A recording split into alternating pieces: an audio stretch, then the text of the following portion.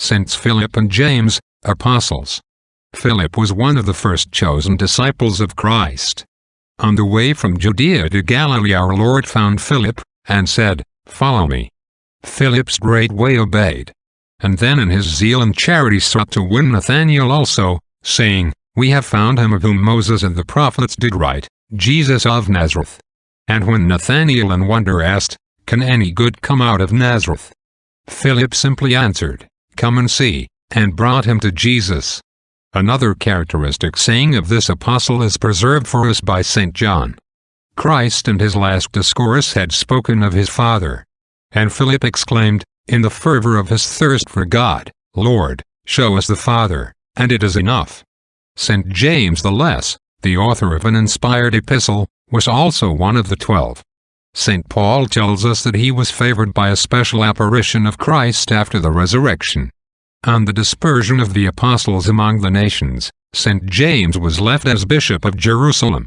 And even the Jews held in such high veneration his purity, mortification, and prayer, that they named him the Just. The earliest of church historians has handed down many traditions of St. James's sanctity.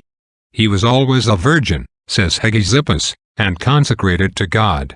He drank no wine, wore no sandals on his feet, and but a single garment on his body. He prostrated himself so much in prayer that the skin of his knees was hardened like a camel's hoof. The Jews, it is said, used out of respect to touch the hem of his garment. He was indeed a living proof of his own words, "The wisdom that is from above first indeed is chaste, then peaceable, modest, full of mercy and good fruits." He sat beside St. Peter and St. Paul at the Council of Jerusalem.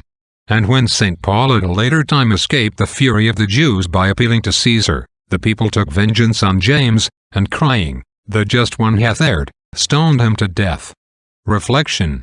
The Church commemorates on the same day Saints Philip and James, whose bodies lie side by side at Rome.